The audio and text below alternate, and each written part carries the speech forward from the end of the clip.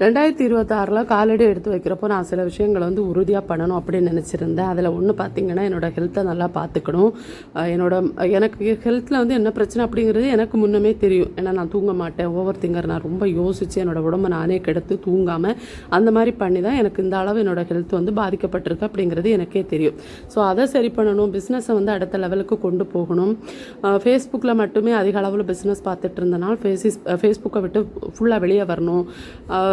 அது தவிர்த்து வெளியே வந்து நம்ம பிஸ்னஸை பார்த்துக்கணும் அப்படிங்கிற மாதிரியெல்லாம் நிறைய பிளான் பண்ணியிருந்தேன்.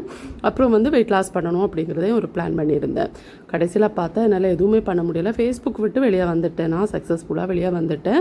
அங்கே அதை விட்டு வெளியே வந்தேன்னா வந்து மற்றபடி எதுவுமே பண்ணலை. என்னோடய பிஸ்னஸே ஃபேஸ்புக்கை சார்ந்து தான் இருந்துச்சு. அதை விட்டு வெளியே வந்ததுக்கப்புறம் ஆர்டர் குறைஞ்சிது. ஒரு வகையில் பார்த்து ஆர்டர் குறைஞ்சிது. லோக்கல் ஆர்டர் கிடைக்கிது, ஆனால் ஆன்லைனில் வர ஆர்டர் வந்து ஃபுல்லாக குறைஞ்சிது. அது பிஸ்னஸை கொஞ்சம் பாதிச்சுது. அது கொஞ்சம் எனக்கு ஓவர் ஸ்ட்ரெஸ் ஆச்சுன்னு வச்சுக்கோங்களேன். ஏற்கனவே ஸ்ட்ரெஸ்ஸுக்குள்ளே வாழ்ந்துட்டு இருக்க ஒரு ஆள்னா இதுவும் சேர்ந்து கொஞ்சம் பாதிப்புக்குள்ளாயிட்டேன்.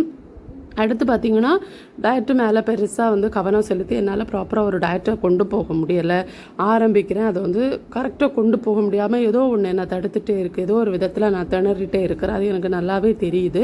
அதை சரி பண்ணணும். இனி ஹெல்த் வந்து நான் நல்லா 8 மணி நேரம் ஒரு 2-3 நாள் தொடர்ச்சியாக வந்து ஒரு 8 மணி நேரம் தூங்கினேன்னா என்னோடய தலைவலி சரியாயிடும், இந்த தலை சுத்தல் சரியாயிடும், ஸ்ட்ரெஸ்ஸுனால் வர்ற அந்த கழுத்து வலி அது எல்லாமே சரியாயிடும்னு சொன்னாங்க. அது சரியானாலே நான் பாதி சரியாயிடுவேன். அது எனக்குவே தெரியுது. ஸோ இந்த மாதிரி விஷயங்கள் போயிட்டுருக்கு. என்ன பண்ணுறதுன்னு தெரில. நேற்று நைட்டு ஹாஸ்பிட்டல் போனேன். ஸ்லீப்பிங் பில்ஸ் கொடுத்துருந்தாங்க. அது சாப்பிட்டு கூட என்னால் தூங்க முடியலை. அது எனக்கு ஒரு பெரிய கவலையாக ஆகிடுச்சு.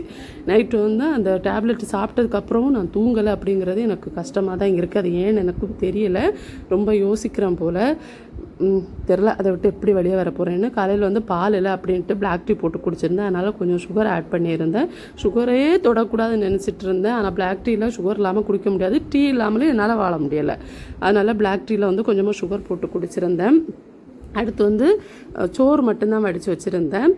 நேற்று நைட்டு வந்து சிக்கன் குழம்பு ஹஸ்பண்ட் வாங்கிட்டு வந்து இருந்துச்சு. அதில் வந்து புட்டு சிக்கன் குழம்பு வச்சு சாப்பிட்ருந்தேன். காலையில் வந்து அந்த ப்ரெட்டும் கொஞ்சம் முட்டை தொக்கு வந்து பாப்பா வச்சு கொடுத்துருந்தேன். இன்றைக்கி அவங்களுக்கு ஸ்கூல் லீவு. சோறு மட்டும் வடித்து வச்சுருந்தேன். மீன் குழம்பு அம்மா செஞ்சு கொடுத்து விட்டுருந்தாங்க. நம்மளை சுற்றி 1000 பேர் இருக்கட்டுமே, அம்மா வந்து ரொம்ப முடியாமல் இருக்காங்க. அவங்களால எழும்பி அவங்க வேலையை பார்க்குறதே கஷ்டம். ஆனால் அவங்க எனக்கு சமைச்சு கொடுத்து விட்றாங்க. அப்படிங்கிறப்போ உண்மைக்கு வந்து எனக்கு என்ன சொல்கிறதுன்னு தெரில. நம்ம 1000 பேரை பார்த்தாலும் கூட நம்மளை பார்க்கணும் அப்படின்னா நம்ம அம்மா அப்பா அவங்களால மட்டும்தான் முடியுது. அப்படிங்கிறப்போ அது கொஞ்சம் எனக்கு கஷ்டமாக தான் இருக்குது. சரி பார்க்கலாம். லஞ்சுக்கு வந்து கொஞ்சம் உருளைக்கிழங்கு கிரேவி, அப்புறம் அந்த மீன் அதெல்லாம் வச்சு கொஞ்சோண்டு சோறு சாப்பிட்ருந்தேன். டின்னருக்கு சாப்பிட்ருந்தேன். லஞ்சுக்கு வந்து புட்டும் அந்த நேற்று உள்ள சிக்கன் கிரேவி கொஞ்சம் இருந்த இல்லையா, அதை சூடு பண்ணி சாப்பிட்ருந்தேன். இன்றைக்கி டே வந்து டயட் இல்லாமல் ஏதோ ஒரு விதத்தில் அப்படியே போயிட்டு இருந்துச்சு.